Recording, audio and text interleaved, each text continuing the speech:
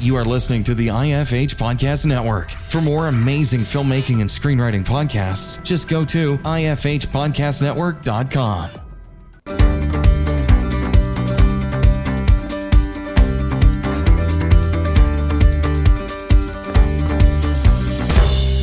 All right, welcome to the Successful Screenwriter Podcast. On this episode, I am joined by a guest host as we analyze and break down a film to discover what works and what doesn't.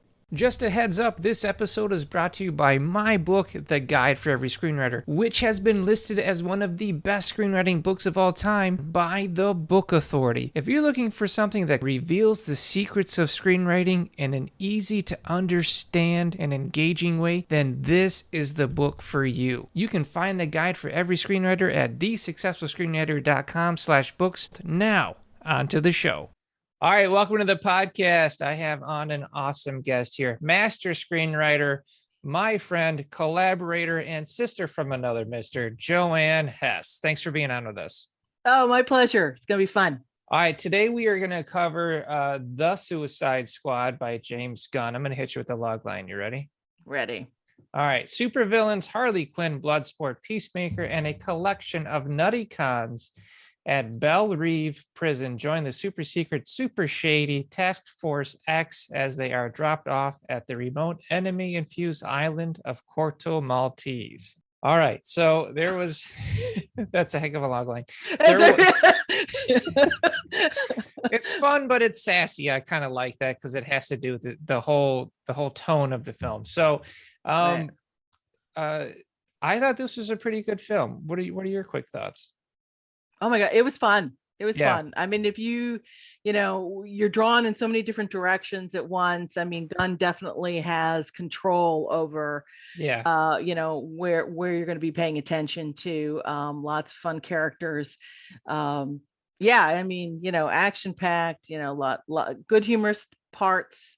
He takes you, up and down. It's great. It's James Gunn unshackled. That's kind of how I felt. I even felt a little bit. I mean, you could even see a lot of the trauma influences coming into this film, which was a lot of fun. And I feel like this was the Suicide Squad that we were trying to get with the previous movie, but we just didn't get there. And with this one, they really nailed it. And I even think they had the promise of the premise with this, which was awesome. Well, I think with the first one, they took themselves too seriously. And now that's kind of a problem with some of the, DC work that's come out. This one, they didn't take themselves, so seriously. And they decided to have some fun with the characters. Some characters are just like, who are these villains? It's awesome. Where'd they even come from? Yeah. And so they were sassy about it. We're gonna bring in the weirdest bunch of people that you've ever seen, not the typical people. The C-list villains were brought in. I mean, when you got a dude with a javelin, you're starting going, okay, we're really combing through the bottom of these characters. But I thought it was great. Polka Dot Man steals the show. That actor is fantastic, perfectly casted, and brought some humor, but brought some humanity to the Suicide Squad, which I thought was really great. Yeah, I mean, it's his whole persona, using his abilities as a strength and a weakness. I mean, you really saw that, and you saw that in the very beginning, when it was taking over his skin and he had to release it. It was painful. Right, it was a lot of pain. It was almost a disability. Yeah, for him, and he used that. All of that. Well, what I really liked is that we started out this film with a Suicide Squad, and you get, like I said, you get that promise of their premise. They go in there and they just get slaughtered. And I thought that was awesome to start out that way, to where you think, oh, this is going to be the cast. And then the big reveal is like, no, they're just the distraction. And that's how cold and heartless Waller is, to almost make her like an antagonist among all of these supervillains, which I thought was pretty great. She's even more heartless than these guys that she has working for her, who are killers. And then we go backwards, and with flashbacks with the Suicide Squad that is actually going to be the star of the movie. And I thought that was really great. Yeah, it was, the non-linear usage of time was very unique. Yeah. It's not easy to do because, we're used to these things following a certain pattern. Right. And he was really playing with it. Gunn was really playing with he the was audience. having fun. Yeah, yeah, he was. Yeah, that he was definitely. Awesome. And using the chapter cards. Yeah. Cards, should I say, to really direct us and remind us where we are, in the storyline was, I thought, quite clever. He's having fun with it. He doesn't mind reminding you that you're watching a popcorn film, which Right. It's important to stay within that tone if he's doing that, but it's hard to pull it off. And so he's doing a lot of fun things where he was using the superimpositions as part of the landscapes themselves, which I thought was cool, where he goes, when he uses a toilet seat or the beach or blood pooling in the water. I was like, oh, this is awesome. Like you don't really get to see that, but he's staying within the tone. He's having fun. And you're just kind of going on this ride. But there was some thematic humanity to it, especially about being a hero. Now, Idris Elba's character, Bloodsport, he says he can't be a leader, but what he really means, the subtext there is that he can't be a hero. And she says she's going to make one out of him. And eventually he does, his introduction with his daughter is so different than Bloodshot. Will Smith's introduction with his daughter was really heartfelt. Here, he doesn't want to. He doesn't want to be a dad. He's yelling at his daughter because she got caught for stealing because she didn't steal the right way. And I was like, oh, this is awesome. I know usually when you use kids as, a method, it's kind of like cliche, but they really twisted it around. Yeah. She's upset with him because, and they're screaming at, that's perfect. So great. It was quite a wake up, to the anti-hero, mythology. It's just completely differently addressed. No, I thought it was great when they're telling each other to F off, and it's like any dad or parent who's had a teenage kid understands that conversation. We might not be yelling at our kids to F off, but a secret part of us wants to have that argument. And so to see that realism right and play out and it was just great. Yeah, they don't hold back. He did not hold back. He didn't get to the line. He just went right over it, took it on. Yeah, he did. It was great. And so seeing that kind of these anti-heroes, these villains go on this path of being a hero, really it shows more in the Polka Dot Man, where he wanted to be a superhero, but his mom and his obsession with his mother being the villain was hilarious. But eventually he becomes that superhero, and it plays out, and every one of those characters goes through it. Through the timeline, even Harley, right? Where she has a romantic evening with this guy who she thinks is this charming sweetheart dude. And then you learn that, this general is going to be a killer. He's going to kill children. And then blam, with a great twist, she shoots him in the chest. The best was the line. The line was so memorable, right? She says, you're beautiful, but you're even more beautiful now without those thoughts in your head. Oh, wow. It is so powerful. That was, I couldn't believe it. I was like, wow. Yes. She comes off as being crazy and wicked. Yeah. But in a sense, she feels, again, the heroism in her, that she's doing the right thing. She's doing it for the right reasons. Right. This person, I'm a murderer, but I'm killing this person so that he doesn't go kill other people. Exactly. And makes him beautiful. And it's, right. That whole segment with Harley was just absolutely amazing, and it really showcased her.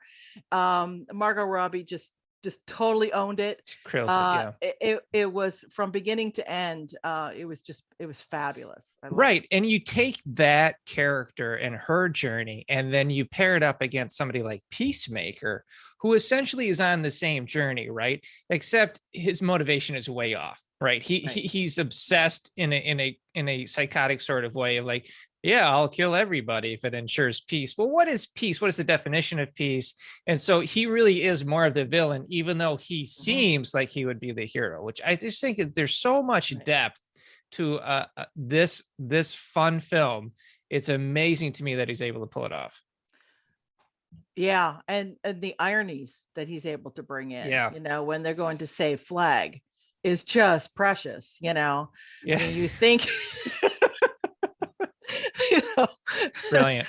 They're there to do the right thing, and then they, you know, I mean, I don't want to spoil it, but no, this is a film analysis. We do nothing but spoilers on this episode, so it's totally fine. I mean, they're coming in, they're being, you know, given the order, save Flag no matter what, right? So they're in, you know, and even Peacemaker and Bloodsport are, you know, they're competing with kills, right.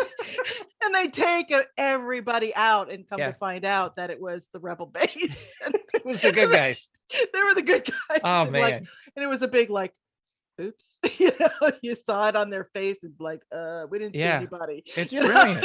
But that's what you want to bring to a film, right? Like, if you're writing a script, you want to break cliche, and you want to have twists and turns in there, and you want to surprise and shock the audience. And that's what he does. And he has mastered it, and it keeps you interested in the film because you don't know where it's going. You don't know they're gonna fight a giant starfish. You know what I mean? Like, you don't think that. And the fact that it's called Project Starfish and is like on the nose makes it even funnier.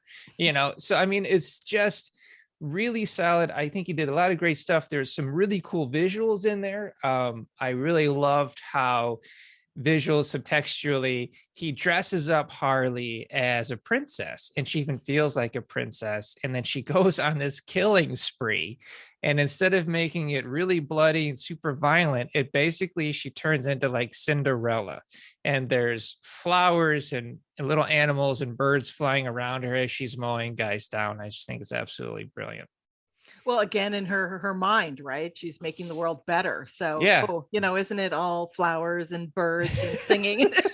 And you kind of get in her head a little bit, which is kind of fun. It's awesome. Yeah, I like how the you know, the antagonist really kind of changed, you know, throughout the entire film. You know, everybody's usually focused, this is the bad guy, and we're going to carry this through, and it's really between you know the home base and then the characters who are on the island, and I mean it really does change the whole tone and perspective of the film as they change. Usually it's the protagonist. So now, you know, he doesn't stop short at just letting the arcs go through with the protags. No, he does it by changing the antags too. So it's quite a it's I think quite a roller coaster, right? Yeah, it's masterful, and he really comes at this like an ensemble. He doesn't just focus on one character.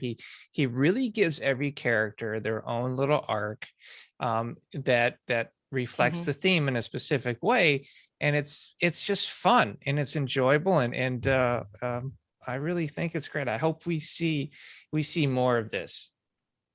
Yeah, it would be nice for the especially in the DC world. You know, Marvel had done this to perfection. So you know, I really like to see, you know, the DC world taking itself a little less seriously. Yeah. And kind of having fun with it, you know, and enjoying the characters and enjoying the stories, you know, as they move along. So yeah, I'm hoping that this is a trend we're going to see.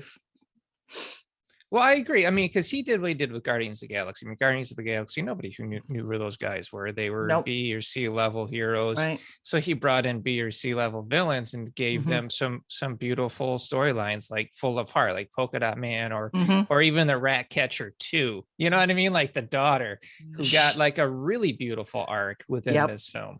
She was the heart. I mean, she was the heart of the team, you know, basically, because you know, I want to be your friend. I mean, she was trying to bring them all together. You know, why do you hate rats? And, you know, and even King Shark, you know, you don't eat friends, right? Yeah. So awesome.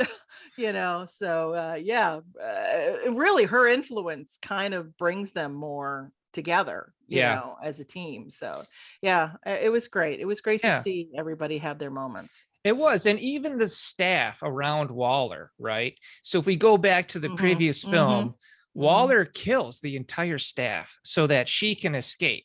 which was wild when I saw that. I was like, whoa, that is so cold. So in this film, when you're watching this and you see all the staff around her and they're all developed in fun little ways, they're taking bets on which Suicide Squad member is going to die. Right. So they all have their own little quirky personalities. It's super cute. So then their stress level is getting worse and worse as she's looking like she's going to start killing Suicide Squad members because they're not doing exactly what she says. So then you start wondering, okay, what is going to happen here? Is she going to kill everybody in the staff again? No, she gets knocked out by somebody from across the room. I thought it was awesome. I was like, right. That's how you do it. With her putter. It was great.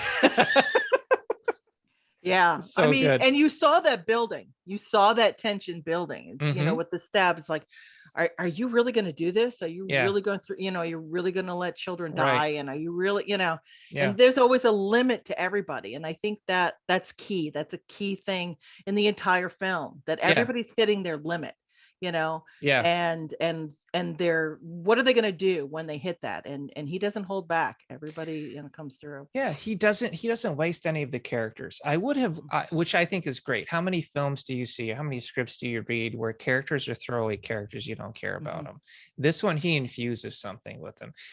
Peter Capaldi's Tinkerer, I would have liked to see a little bit more there. I didn't see too much going on. We didn't see him torturing, you know, people or anything like that, but we did see the aftermath of it. So they do discover his lab. So you start to realize, okay, this is a pretty bad guy and he gets what's coming to him. So in the end, I think all the pieces were there. I really did enjoy it. Idris Elba was amazing. All of the characters were just good. Just so good. John Cena, what a pleasant surprise. Bringing all that in. This episode is actually brought to you by the Guide for Every Screenwriter. Is actually listed as #1 of the top 100 best screenwriting books of all time by the Book Authority. How cool is that? And you happen to be the narrator of the Audible book and have gotten a lot of compliments on your performance, by the way. Yeah, well, it's such a great read. I mean, it was so much fun. It Thank is. You. Hey, it's on my shelf. So you can find the Guide for Screenwriter and other screenwriting books at thesuccessfulscreenwriter.com/books or wherever books are sold. I want to thank everybody for listening in. Joann, thank you for being my guest today. You're so knowledgeable in the craft, and it's just great to have you on. Oh my God, it's so much fun. Always, anytime I get a chance to work with you, Geoffrey. Thanks for listening. If you enjoyed this episode, please subscribe and share in your social media where you can tag us at The Successful Screenwriter.